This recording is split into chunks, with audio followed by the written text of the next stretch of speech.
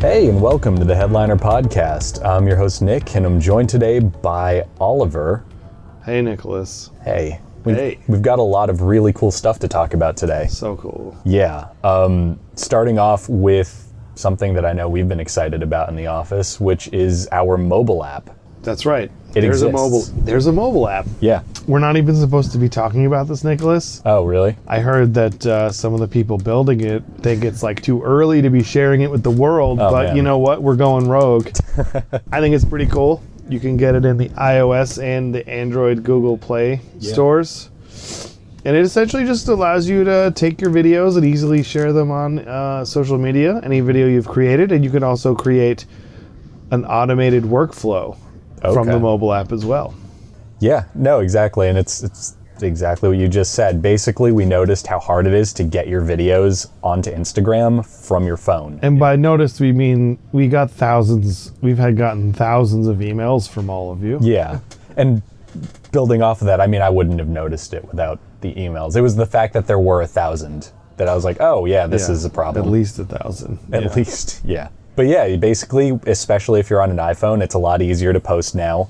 You create your videos if you're making them manually on a browser, and then you can pull up your phone, grab your export, and share directly to Twitter, Instagram, Facebook, wherever. Yeah. You know, you get all the likes and favorites and retweets or whatever. That's right. So yeah, go check it out. You can search in the app stores for Headliner Video. Mm-hmm. And you just look for that little gradient with the H, and that is it. The mobile app everyone's been asking for, it's there. Yeah, exactly. On top of that, you had something really cool that you worked on a few weeks ago that you wanted to talk about, didn't you? Yeah, so at the end of October, as you said a few weeks ago, I published a post on Medium. It's now up to 117 podcast marketing tips from podcasters just like you. So we put the call out for tips on how to market your podcast and got tons of responses. There's a lot of overlapping responses, a lot of really similar stuff, a lot of unique things in there. And so, but just saying all the repeated stuff and the multiple points that come up repeatedly, that's validation. That just means it's good advice. It's good. What I was leading up to, it's good advice, is that unfortunately I couldn't pick everyone's advice because a lot of it was really similar. So I apologize to the people who sent in advice was very similar to other advice and I couldn't pick it, but hopefully I'll be able to add that into some other thing in the future. But yeah, my favorite piece of advice on the entire list, I'm going to read out now, and I put it kind of big at the top, is from Brett Johnson of the podcast Note to Future Me. He says, don't get overwhelmed by marketing tips. Every tip you read has worked for that particular person. Do what's comfortable. Do what you will do consistently. I think that's super important advice because there are 117 tips on here now. I just added a couple more this morning. I keep adding them in as they come. And so, you're not going to be able to do all this stuff, but the post is more to kind of get you started, give you some ideas if you're kind of in a rut, or just to kind of eavesdrop and see what other people are doing. Yeah. Building off of that, actually, my favorite piece of advice, it isn't like a singular post on it. It's just like the general consensus among a ton of these. It's just the idea that if you're doing a podcast, don't necessarily change your format just to fit some other need. Don't try and appeal to everybody. If you have a podcast about something that's relatively niche, maybe just own that and just target that niche demographic, Yeah, I think there's a lot of advice in the list here that comes right in that. There's basically, general advice number 11 from Candace Carlton of the Cubicle Revolution. Do not try to reach everyone. It will mean diluting your message and impact. Speak to one person. Observe them like crazy. They will tell their friends. Yeah, exactly. I think another one, and I don't remember where it is, but it was basically just telling you, feel free to send your podcast out to your family and stuff. I know some people who have podcasts and they almost treat it like it's a secret. Right. And it's like, oh yeah, I don't want to tell my parents because what if they think I'm just a crazy person talking into a microphone at night? Maybe you are, but maybe you're going to get famous doing that. Yeah, exactly. Maybe you'll be the next crazy alien conspiracy radio guy. That's kind of awesome if you ask me. So just share it with everybody. if you share it with your inner circle and they like it, they're going to be more likely to share it than some stranger on Twitter. Right. And from there, it's just a ripple effect of all of these people are going to share it.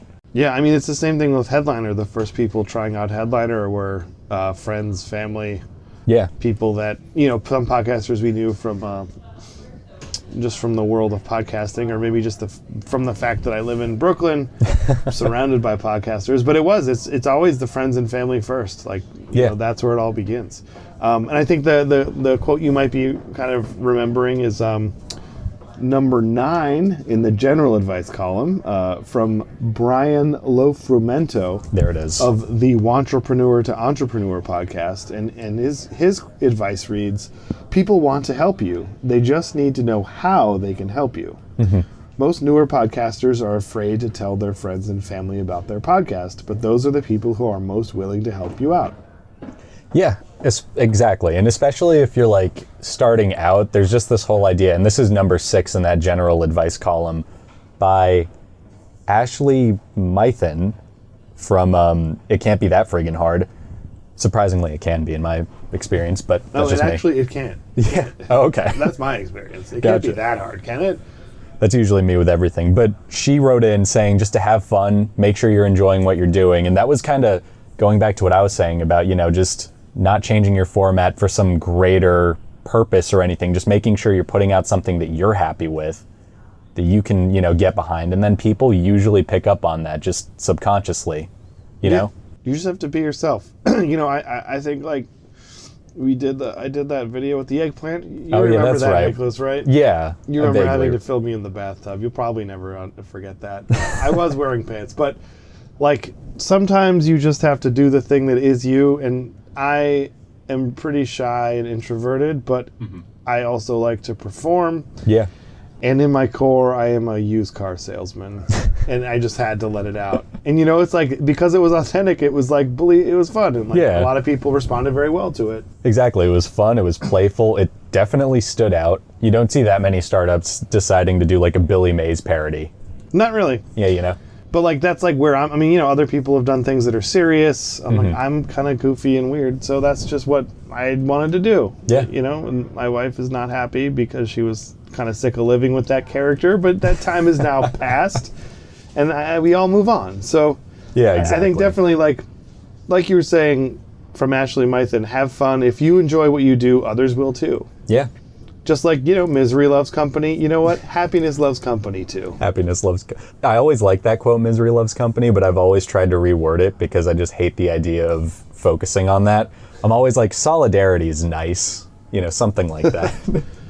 Yeah, so that's the kind of... Yeah, so we've kind of got through some of the ones in the general category. I think another big theme people wrote in was like, make sure to collaborate, right? And that means not only collaborating with other podcasters, but also collaborating with local businesses, brands, and other organizations that might help you. Mm-hmm. The first one on that list, actually, from Kara Mayer Robinson of the Really Famous podcast, it just goes as Really Famous, was brand partnerships with an organization that, brand partnership with an organization that has a similar audience.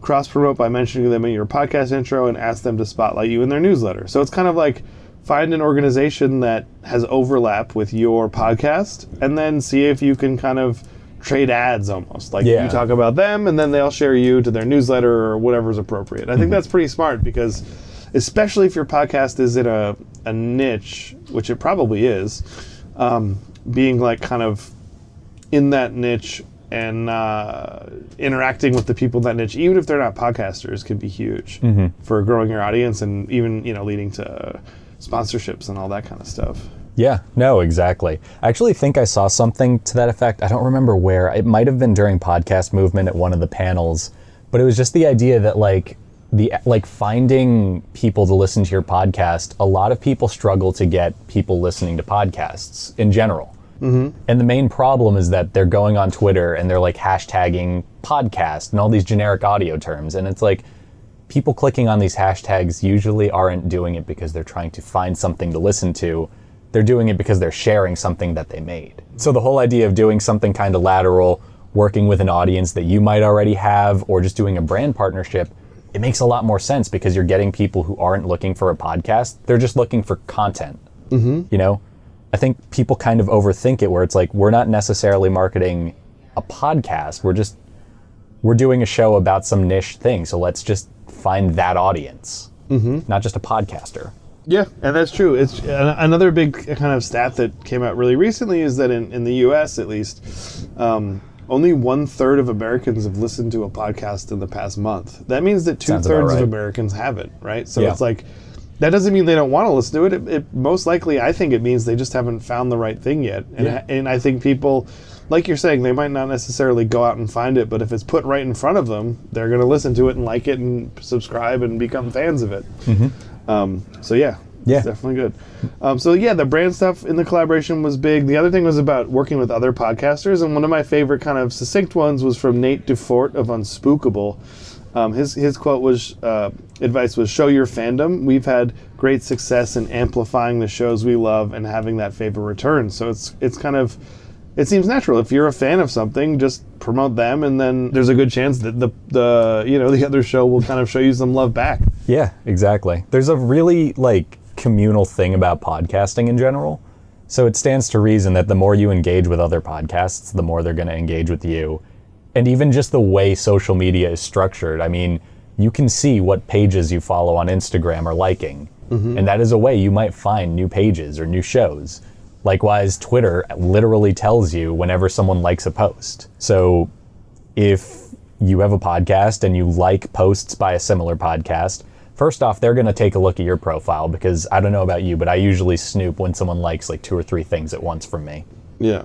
But also, his followers are going to be kind of pinged to the fact that he's taking a look at your profile. Right. And that's just going to grow your community. Yeah, it's all about that's the social media, right? Yeah, exactly. No, exactly. So the next kind of area, all about guests. So there's a lot of people wrote in about guests, because guests is a huge part of podcasts, is having guests on your show. And I think this is a really simple one, but it's also really kind of important to remember. It's from Desmore Samios from the Desmore Chats with Podcast, or the Desmore Chats with Podcast, or I'm not sure how to pronounce it. The Desmore Chats with Podcast. Either way, it's ask your podcast guests to promote their podcast episode with all their networks. It's so simple, but it's just remember to ask your guests to promote their podcast, to promote their episode. Be like, hey, you were on my episode. Can you share it out? I mean, there's a lot of other people have written in about things you can do to help by providing them. Where was it? Let me see. I remember reading, someone said, just send them your headliner videos for the episode, Yeah, someone said that. Where was it? Yeah, Phyllis Nichols wrote something. Phyllis Nichols of Sound Advice with Phyllis Nichols wrote, if you have guests on your podcast, doing a landing page for their episode. It's a little extra work, but if they have a large audience, it's worth it. Yeah. They'll promote it and you'll get lots of new listeners. So it's kind of like going out there and making sure that you've interviewed this person, and then make it super easy for them to go promote it too, right? Provide them with what they need. Yeah, exactly. And especially with the way social media is structured, if you're doing your half of it, if you're making a post, just a generic, a Facebook post, hey, I had such and such and such and such on my show, here's a 30-second segment from it. Just the act of posting that and tagging them is already putting that wheel in motion, because then they don't need to write a post necessarily. They can literally just reshare your Facebook post, or they can retweet your tweet, or if you're doing an IG story, they can repost it. And that's one click for them, That's not work. Right. No, yeah, it's easy. It's just can you copy and paste this? Yeah. Right. Exactly. So another area people wrote about was consistency. I always for some reason, I kept thinking about fiber, whatever. So from Amanda and Shannon of the Pier 54 podcast, be consistent, release on the same day, same time. Fans rely on consistency. That's so true. I mean, as a huge podcast fan, a lot of podcasts I listen to come out every 2 weeks, right? Yeah. And when they don't come out, I'm always annoyed. I'm I'm either annoyed because I'm I really wanted to listen to it, or annoyed's the wrong word. I'm probably just disappointed, right? I'm not mad at them. I get it. we, speaking of consistency, we have a little consistency issues in our podcast because of my improper use of Google Calendar.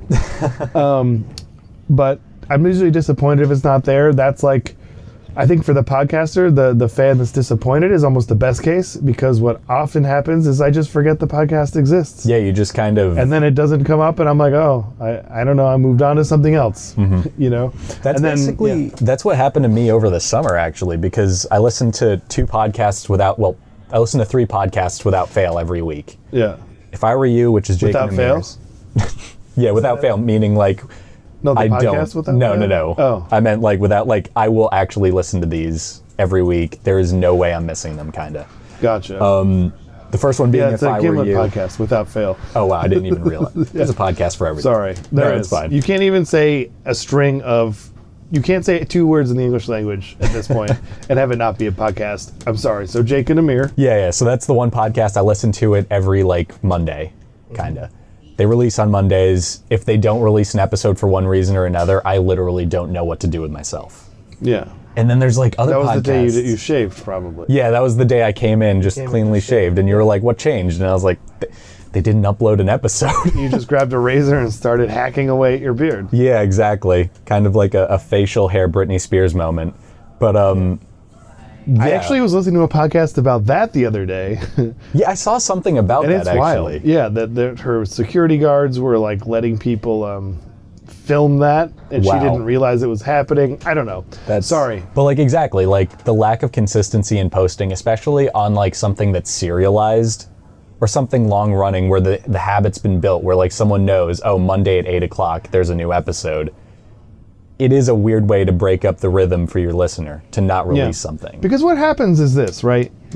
If you expect, like, I expect, I listen to Bill Burr's The Monday Morning Podcast. Okay, yeah, that's a good show. It's like, I like him. I'm from New England. I really appreciate the angry Boston thing he's doing. Yeah. It reminds me of home. But so what really happens is like, I don't think to myself, oh boy, Monday morning's coming along. Like, I hope this podcast is out. It's more like I get on the train, I put my earphones in, headphones, earphones, whatever they're called. And if it's not there, I'm just like, oh man, like I'm going to listen to like last week's whatever I already listened to. Yeah. Which you wouldn't actually ever do that. Oh, I've done that. You've done that? Yeah, but How did you do that? in my case, so re-listening to episodes, the only show I do that for is Sam Jones. He's a photographer and director. He has a show called Off Camera. And every week he basically gets a different actor, musician, whoever, to just sit down and they just talk for an hour. So like it's kind of different because I'm going back, they're like talking about like method acting and like all of these topics, and I'm like, oh, I want to re-listen to this because I didn't fully understand it. Right. Or, whatever. That makes sense. Yeah. If you're trying to like Daniel Day-Lewis yourself. Yeah, exactly. If I'm trying to become Daniel Day-Lewis, there's a good chance I need to listen to his interview 3 times. And then how would you become a method actor? First, you put yourself through a lot of torture. Yeah. Yeah, that usually helps. Second, you consider not doing that several times because I don't think it's actually worth it. No, I mean, like, if you were method acting, how would you method act to become Daniel Day-Lewis? Oh, how would I become Daniel? Because you wouldn't be him in There Will Be Blood or Gangs of New York Yeah, you'd be or Daniel My Left Day-Lewis. Foot or Last of the Mohicans or what's another great Oh, what's that DDL last one he was movie? in from like 2 years? I don't remember. his last one? Yeah, it was his last Was one. he ever Batman? He should have been. Oh my God, it would have been so good. Yeah. Anyhow, that was a stupid question. I it's fine. apologize. But yeah, no. But like stuff like that makes sense. I don't know though. I think it's just the consistency is important. It's also, I mean, this is like just this is like for life. Yeah. It's like, Yeah, that's just good advice. if you're gonna like do something, just do it consistently. Yeah. Like for me, I consistently overeat every day to make sure I keep my weight up so I'm never cold. All right, so next section was not a lot about this, but a good number of people wrote about make sure your design and branding is good. One basic thing from Aaron Verart of Sugarfly, make a good thumbnail that catches people's attention while they browse through podcasts. And I think that's important because it's like when you think about your art, right, for your cover art, it's like people think about where people are going to be consuming them and what they're going to be doing. And it's like if the text is really small, for example, people won't be able to read it. So then what's the point?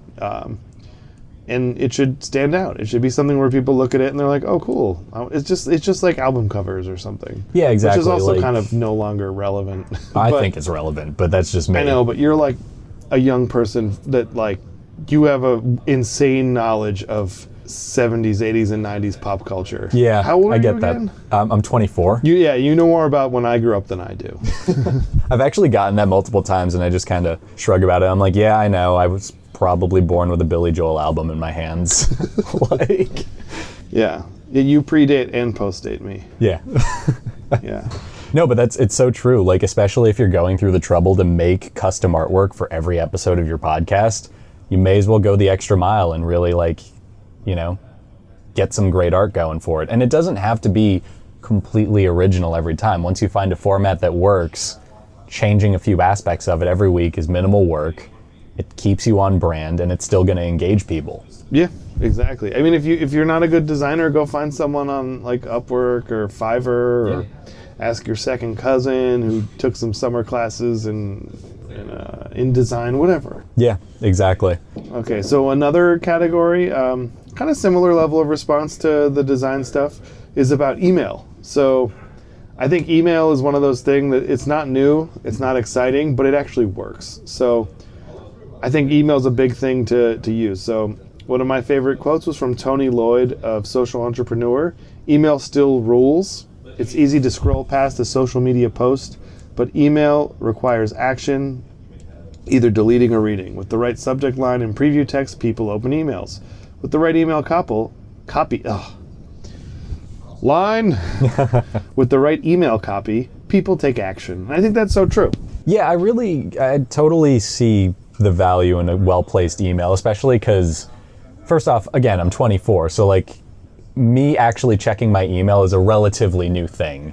You know, it happened within the last 5 years of like me actively actually caring about what's emailed to me. Oh, okay. Checking my personal email, I usually am just scrolling through things kind of passively, but if there's something, even though I know it might be an ad or it might be just promoting an episode of something, the right title, the right like preview text, that's going to grab me and that's going to make me actually read the full thing. Right. Even if I know there's a good chance I might not follow through, it could convert me. Right. That's kind of the point I was getting at. Yeah, emails, it's interesting. I mean, email is just insane. Yeah. That it's used so heavily and it's not really, since it's not new, it's not as exciting, but I still think it's worth really figuring out your strategy there. Yeah, it's definitely like an underrated, marketing move in 2019. And so here we're getting into the largest section of feedback and advice we got was around social media. Mm-hmm. So I kind of split these up into general social advice and specific per platform. So it's like if it's specific to Facebook or YouTube, Instagram, whatever people are kind of talking about, I'd put that in one category and the other's just general. I think for the purpose of this discussion, we should just stick to the general advice. Yeah. Because otherwise it just is too much. Let me see. Oh, here's a pretty good one. This is from Aiden, I'm gonna butcher your last name, Vulacolo. Stories Behind the Grind is his podcast, and he basically says to repurpose your content by creating templates for Instagram, YouTube, and Facebook. When you release a new episode, instead of posting on one platform, you'll have multiple to post on. Great advice. That kind of goes back to what I was saying about getting like your custom artwork templatized if you can. Mm-hmm. It minimizes the amount of work you're doing. It makes it a really easy habit to keep up on. And then you're getting content out that looks good. Mm-hmm. Kind of like a perfect win. There's also, I noticed a lot of people, I mean, granted, this is people that for the most part are using Headliner. So a lot of people said make Headliner videos, make audiograms, make like video trailers, all this stuff. But one thing, there was a lot of people saying go broad, like make sure you're on all the platforms. And then other people saying, it's two ends of the spectrum. Caleb King from People in Tech saying master one social media platform and publish high quality content.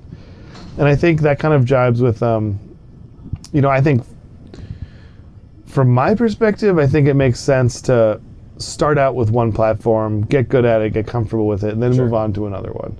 And then get comfortable with that, and then you have multiple ones going. Another advice, though, when you're starting out, which I think is interesting, is from Terry Yuan of the Engendered podcast, is launch audiograms on different platforms simultaneously to test platform reach and effectiveness. So, when you're even the process of picking a platform, like say you want to do Twitter, say you're comfortable with Twitter because it's like what you know from like you did Twitter, you just think it's a fun platform. That's going to be good for you to start out with in some ways, but you might be missing out other platforms that could actually perform better for your audience, right? Yeah. I know a lot of people get great response right now from LinkedIn and Pinterest for promoting their podcasts, which are two kind of areas that I don't think have traditionally been thought about as the place to start. But it's definitely worth trying out different ones and testing and seeing what results you get. Yeah, no, that makes a lot of sense, especially like with LinkedIn, because it is almost, on paper, it sounds almost unconventional depending on your show format. But the fact that it's somewhat unconventional means there's probably less competition there. Yeah, totally. So another area that was a lot was about doing stuff in the real world, right? Like doing stuff. A lot of what we talk about is always in today's world is all about like, what are we doing online? What are we doing with social media, right? Yeah. But this is like real world. One of my favorite ones in the whole list, and maybe it's because I live near a farmer's market that's every Saturday, was from Rachel Wilkinson of Lifemancy. She says, attend farmers markets and other local vendor events. Find collaborative opportunities. You promote their wares while they introduce their customer to your show, i.e. cards on table, promoting you on their mailing list, etc. I think this is such a good idea. It's like it takes a little bit of work, and it might not work for your audience, but if it does, it's cool. Like I worked in a farmer's market for a few years at a fish in New York City at selling fish at like a fish stand. Oh, okay.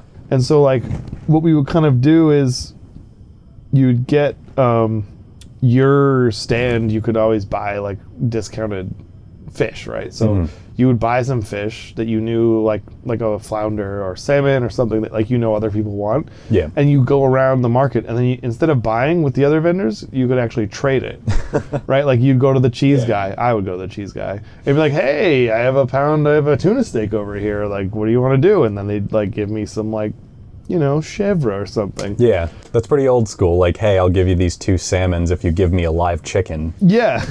But I think like that kind of like, it's fun because it's like different than like what we're used to, but it's also like that kind of farmer's market thing is going on, right? So it's like if you're going with your podcast, and your podcast, especially if it makes sense for like, especially if it's like a food related podcast or like it has something to do with like, crafting or clothing or whatever's going on there, sustainability, all the things that seem to be at farmers markets, like there's a good chance that the people you meet there, the vendor is going to other farmers markets. They're not just going to one a week, most likely. Yeah. So they can get you in front of other audiences. And B, it's just kind of a fun way to connect. And you never know where your next listener is going to come from. It's going back to that whole community thing. Like, it's just going up to other people. And the fact that you're doing it in person means you're actually like talking to this person and having a conversation about stuff. And like, I know a lot of people kind of are concerned that they'll just come off as really like annoying or begging, like they're begging for you to listen to the podcast or whatever, but I genuinely don't think that many people think of it like that.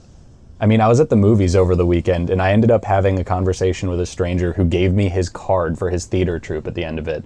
And I think that if I wasn't in a place where that kind of like, that was like community specific already, I probably would have shrugged and been like, cool, whatever. But I was actually kind of like, oh, this makes sense, Right, because you're in the place that's like, it's like kind of like, you're also like in a theater, so it's like you like theater. Yeah, exactly. Like it felt relevant, and it felt like we had a conversation first. He didn't just walk up to me on the street and go, hey, go see my theater troupe. Right. Although I'm a pushover, so I might have gone if he'd done that too. So I don't know. Like, okay, fine. Yeah, sure. I was on the way to the hospital to visit such and I'll go. Another one for live stuff, leverage events. And this is from Jen Fisher and Amy Fields of the Work Well podcast. Leverage events. Whether you're attending a conference or hosting an event, use the opportunity to record podcasts on site with interesting attendees or event speakers. This is such a good idea, and it's something that, I mean, we've gone to a bunch of podcast conferences, and whenever we go, there's people doing just this. They're setting up their mobile kind of podcast, like what we're doing right now with a field recorder and 2 lav mics. They're doing stuff like that. Exactly. Setting up at a table and just recording people the whole weekend, and it's a great way to get out there, be seen, and get great content. So I think that's a huge idea. Another thing, Joni Deutsch from Amplifier says, my word of wisdom, it's word of mouth. It's one of the best ways to encourage podcast listenership. Encourage your listeners to recommend the podcast to their friends and family. I think this is huge. Like, word of mouth is actually still the number one way that people report having discovered podcasts. There's all kind of different takes of this, but it's definitely one of the largest ways that people find podcasts. I was having a lunch with a friend yesterday, and he recommended an awesome podcast that I had kind of heard of, but I'd heard of it, but I just hadn't checked it out. But it's the Broken Record podcast with Malcolm Gladwell and Rick Rubin. Oh, okay. And he was like, I was like, I hadn't checked it out because there's just like, by the time I learned about it, there was like a lot of episodes, and he's like, check out the Wildflowers one, the Tom Petty one. And I was like, oh, that's cool. So I listened to that, and I was like, this is great. And so now I recommended it to someone else I know who likes Tom Petty. You also just brought it up to me, and I'm a Tom Petty fan, so I know what I'm listening to. I learned that Wildflowers was actually supposed to be a double album. Okay. And there's a whole other half of it that never got released. That's insane. It's just sitting there somewhere. It's just somewhere at like the Warner Brothers vault. Yeah, basically, yeah. So it's like, but that's the kind of stuff that's interesting, because then, sorry, where I was going back to is just ask your listeners to, like, people might not think, oh, I should share this with someone. Yeah. But if you just like remind them. It doesn't cross their mind. Yeah. Even if it's like, I do think it's like, if you say, hey, just, if you can listen, you can recommend us to your friends that might like it, that's great. Like, people will actually do it, because then when they see that friend, there'll be this little, like, breadcrumb in their brain that might trigger that says, like, oh, when the host told me to recommend this podcast to a friend, sure. I thought of Jamie, and here's Jamie, so let me recommend this to Jamie. Like, otherwise they might not make all those connections, because people are busy, they're distracted, they have cell phones. No, that's a really good point. And yeah, the whole word of mouth thing, it's just personal, Like, yeah, I can watch an Instagram clip from a podcast and I might check it out, but if someone actively tells me to and I respect that person and their opinion, I'm way more likely to actually check the show out at that point. Or if they say something insightful, I think a lot of people forget that podcasts are information-based. So if you find something out on a podcast and you share it in your day-to-day life, there's a good chance that you're going to follow up with, oh yeah, I found that out on Song Exploder or something, So yeah, word of mouth, that's kind of classic. Yeah, oh yeah, that's classic.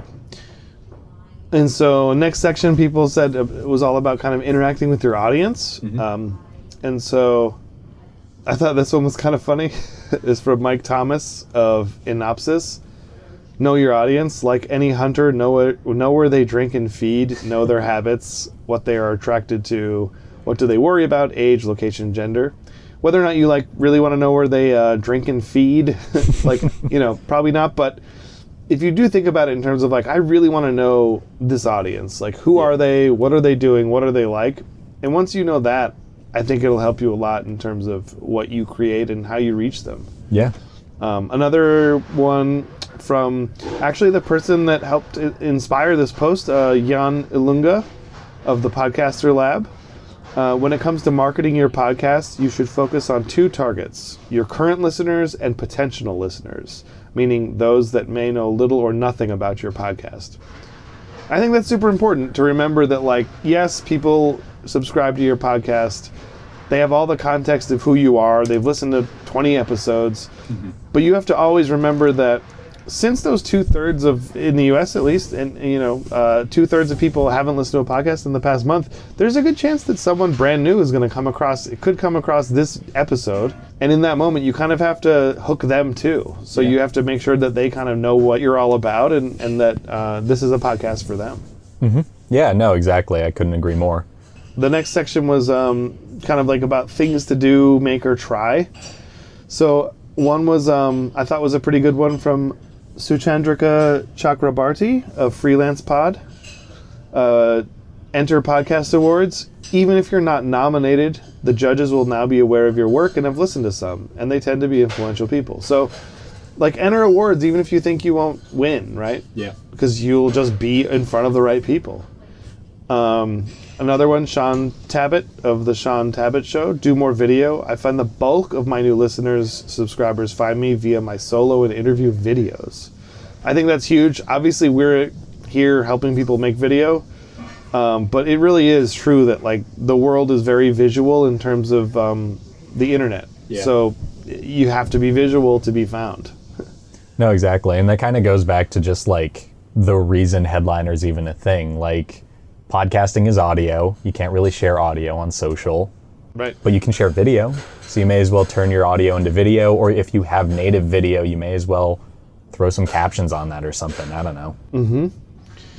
A few people wrote in about public relations. So Jesse from Castworks Industries Podcast Network wrote, feature a press kit on your website showing best clips, audience FAQs, contact info, guest list, etc.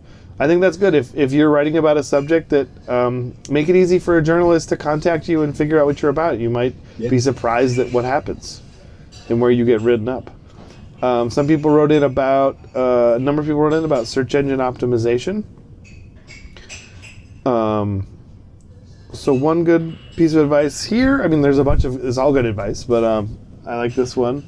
In particular, Robin Good of DeBranda Friend is title your podcast posts as if they were articles or videos that need to rank inside Google. That's a whole nother search engine. Rank inside Google search results. Avoid journalistic and ironic titles in favor of those that synthesize in a few words the specific topic you are covering in your episode. Yeah. And then he writes, benefit, just like SEO, be increasingly found inside Google search engine page results as Google itself has upped its antennas for scouting new podcasts, suggesting them in the results and offering even a playback platform. Yeah, exactly.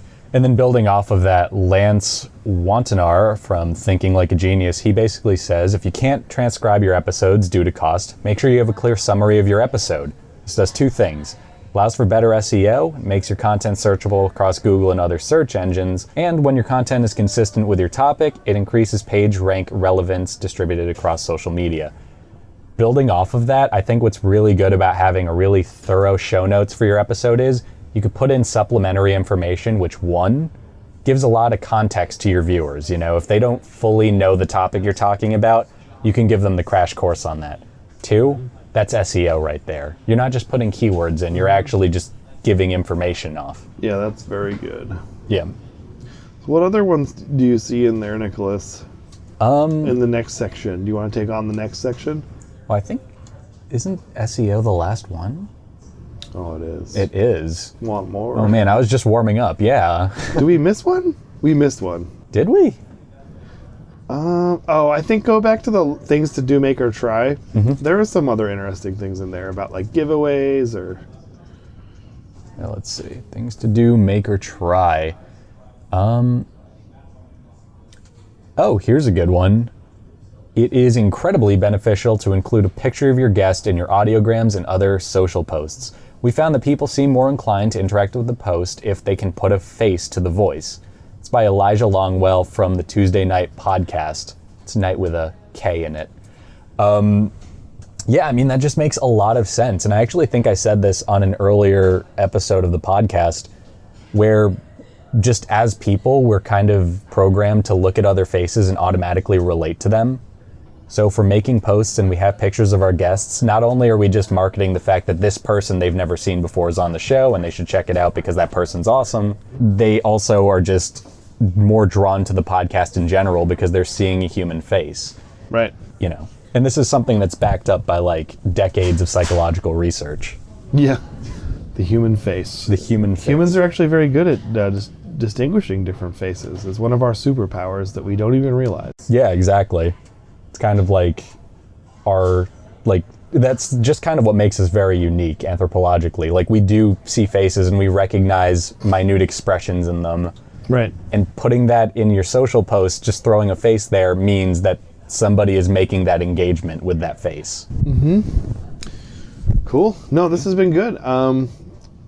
So yeah, that's a roundup. Thanks to everyone who sent in their marketing tips. If anyone wants to go check out the full list, it's medium.com/headlinervideo. That's on medium.com/headlinervideo. You can find these tips there. And until next time. Or is there anything else we talk about here? No, I think that's just about it for this week's Headliner podcast. Yeah. Oh, there's one thing. Oh, what is it? Remember a couple podcasts ago, Bailey had asked about people sending her stuff to do. Oh, yeah. And it was suggested that she eat 100 hot wings. And so 2 weeks ago, we went up to a bar in the Upper East Side of Manhattan that has a 35 or I can't remember. It was like under 50 cents per wing. Yeah. And she made it through 30 wings. Pretty impressive. And then her entire body started swelling up from all the salt, and she looked like she was gonna be sick. Oh no. And so it stopped. But she made a video, and that's up on our YouTube. So YouTube, we're Headliner Video on YouTube. Yeah, We're Headliner Video. youtube.com/headlinervideo. Yeah. Yeah, you can check that out. You could also check out the Chucky Wells video if you haven't already. You don't need to check out the Chucky Wells video. Oh, okay. It'll check you out. Oh, wow. No, if you go to our YouTube right now, there's some really exciting things for you to look at. Amazing. But yeah, that basically brings us to the end of this Headliner podcast, guys. So I think we have to take our own advice. If you enjoyed the show, if you got some value out of it, feel free to share it with, a friend, a loved one, a dog, that cranky person down the street from you, whoever, And yeah, that's it, everybody. Thanks so much for listening. And we will be doing stickers again this year, so stay tuned for more on that. All right, awesome.